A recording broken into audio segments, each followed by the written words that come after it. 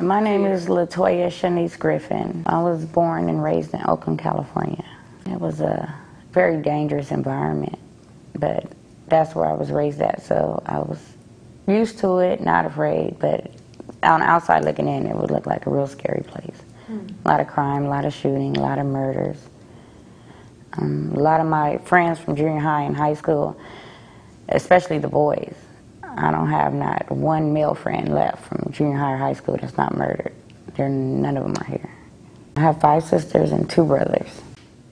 My brother is in federal prison off and on. He gets out, he goes back. And my little brother, he's in college in LA and he works for MTV.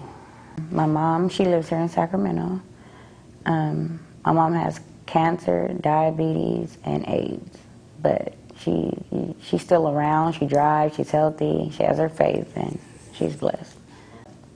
My dad lives in Oakland, and he's a heroin addict. He's been a heroin addict since he was 13. But he raised me and all my sisters and all my brothers since I went to live with my dad when I was 5 till I was 14, till my mom got out of prison. And then I went back with her. But for 9 years, he raised all of us by himself on drugs. So he did really good. We were never molested, we were never hungry. So it wasn't as bad as it could have been. You know, you're a product of your environment. Everything that seems so bad, it wasn't to us. Until we got older, to look back at life like, oh, I would never let my kids live like that. One of my grandmothers lived here in Sacramento. I haven't saw her since I was 15 years old. My mom was a bad alcoholic and she used to smoke crack cocaine. So my grandmother disowned her when we were younger, and when she disowned my mother, she disowned us. And then my grandmother on my father's side, she passed away from a stroke, and she was a Christian. She raised all her grandkids because she had 14. She had 8 biological kids, 14 altogether with my grandpa's kids before her, and she raised all her grandkids because all of her children, except for one, were all drug addicts.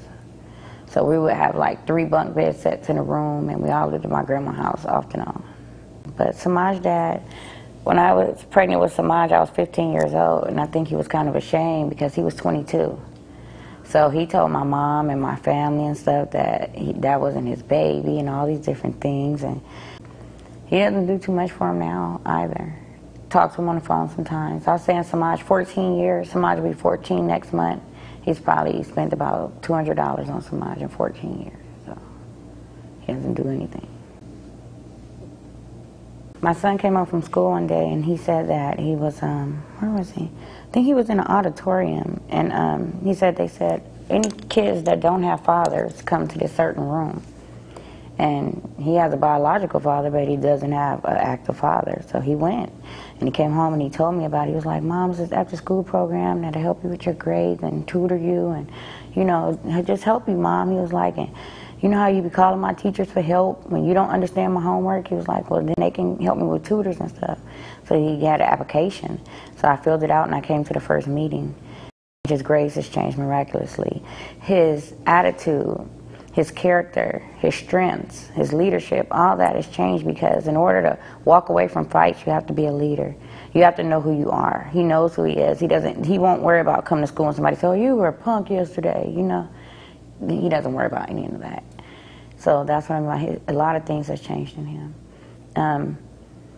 He always been compassionate and loving, but he has a whole lot more motivation to help people. He always would just be like, man, I wish I could do this or that, but no, it's not our wish no more. If he sees something he can do to help somebody, he's going to do it, or he's going to try or something. It's not just talking, it's more action in him now. He's been a much more mature son. He's always cherished me and been great towards me. He's my best friend in the world, but he's been more mature lately. It's changed him so much. I value the mentors so much because they just must be heaven sent or something, because you know what? You can reach out all you want to kids, but if they don't want to accept you or if they don't trust you, you can't help them. These kids open up to them because they can tell that they're for real. It's from their heart. It's not just like, you know, it's a paycheck. Let me hurry up and teach you these 3 math problems so I can go home, you know. It's, I'll stay later if I have to till you get it right. See, they feel that love and that strength coming from the mentors, and they just suck it up and they're comfortable. Most boys that don't have fathers are most likely share the same characteristics of cop-outs, quitting, no ambition, don't have that motivation. Because if their fathers are so easy to take the easy route, then the boys just think that that's okay to take the easy route. If your father's gone and your mom's still paying the bills, the rent and everything, then they're going to think that by not doing the positive things in life they need to do, that these things are still going to get done. When that's not necessarily true. It's some mothers that can't do it alone. So you still need these good, strong men, So that's what I think happens to a lot of kids when they don't have fathers, is that they're most likely not to try to succeed and be strong and help out with mothers and children. They need love, first of all. More than finances, more than any gifts we can give them at Freedom Hall, they need love and support. They need to know that no matter what's going on at home, they still have this good place that's here to support you. My son, he doesn't ask me for so many material things anymore. It's like, Mom, I need a new 3-ring binder. And I'm like, you didn't used to ask for stuff like that. You know what I mean? I need some divider sheets. And he'll still do his work, but his binders weren't so organized. So, Mr. Lowry said that we need this, to sort our things out. And it's just great. It went from having to buy $200 sneakers that he's asking for to going to buy $2 divider sheets. That's going to really pay off longer in the long run. It's like once the kids get to be teenagers, some parents feel like, oh, well, they're big now. Okay, that's a load off. No, this is when they need us the most, because this is when so many things are coming at them. They need us. Freedom Hall blesses me because I know when Samaj is coming home, when he leaves, what time he's going to be back, he's always on time. If it's dark, someone brings him home. He's safe all day. Now, being a teenager, that just blesses me because I would be worried crazy. And just with everything Freedom Hall has instilled in him, I hope he utilizes it and makes the best of it. And the best thing I want to see done is my son to come back and help other kids. And he's already started that. He's already been chosen to be a student leader and a mentor.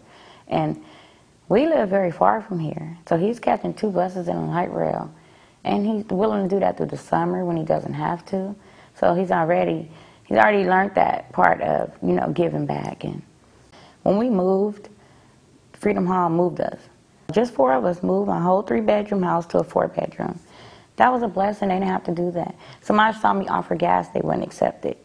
You see what I mean? They almost didn't even want to let me help. He just was so happy and felt so good that day. He's in his new house with his mentors, putting his dresser to the wall and decorating his room with his mentors. Some mentors don't go out in the homes, or they be scared of the neighborhood and things like that. That's that go above and beyond, and them great feelings that I know he feels. I was telling him too, I was like, see son, how blessings come. I used to go back into a bad relationship to get help for the rent. If my rent is real expensive, one time my rent was, I think, $1,060. My income was $528 a month. So when my boyfriend would fight me and leave, I would have to pretty much get along with him to get help for the rent and the bills. You know what I mean? God is good. When it was time for me to move, I'm single. Just blessings. I didn't have to go into no bad atmosphere, no bad relationship or anything. God blessed me. I didn't have to go to no ex-boyfriend that's not the right man and not the man that God sent for me and say, can you get me a U-Haul? Can you help us? No. God sent me a whole bunch of angels, So I'm telling somebody, all these things count for something else. Yeah, we just got help move, but I see so much more in that. So many more blessings. They don't just help the kids, they help a whole family. And man, once you get the whole family strong, everybody's out just going for it, I'm just a normal mother. I'm from the ghetto. I've had a bad life, criminal record, alcoholism, I'm just like all these different parents, at least I used to be. I can come out and tell you. I went through depression in these 2 years. They don't let you fall into depression, not Freedom Hall. They will call you, come by, pick you up, pray for you. And we're so close. If you need prayer, I'll just ask for it and I don't have to feel ashamed. I just want to say thank you to Freedom Hall, to all the volunteers, to everybody that supports this program, and I hope it never stops. It's such a beautiful program. I know a lot of the other kids, a lot of other moms, all our kids are doing great and they're all lifted up. We're all blessed, and I just want to say thank you.